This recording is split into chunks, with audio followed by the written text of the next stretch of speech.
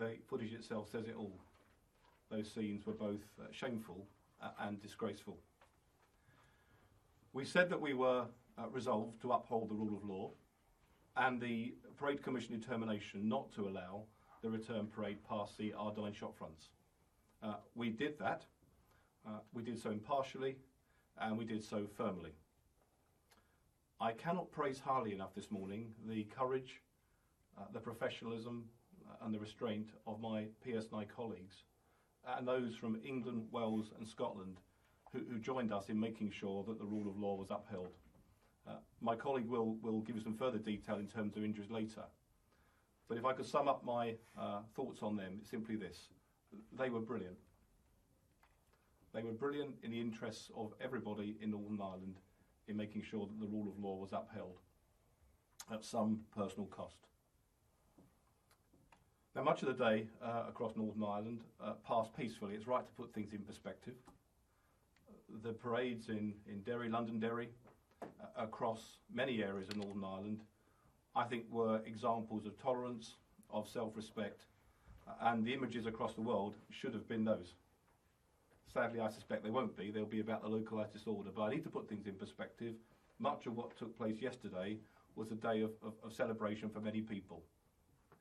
I also want to say, in relation to the disorder last night, there were undoubtedly many individuals who made significant efforts to try and keep the peace. I want to thank them as well for their efforts in a very volatile situation.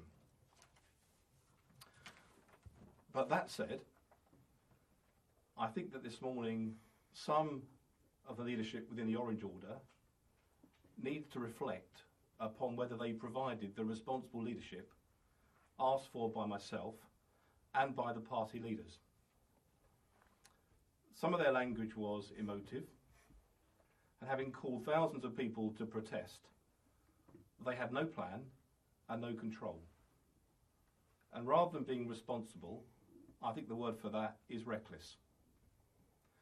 We were very clear from day one that our overriding concern was of public safety, crowd safety, and the interests of thousands of people on the street. And with hot weather, with alcohol flowing freely, and with a volatile situation with passions raised, not to have a plan, not to have a control, compromise the safety of many people. Now, today is a day for calm words, cool heads, and to settle things down. But today, another 400 police officers will arrive from England, Wales and Scotland. That will join the 630 already here.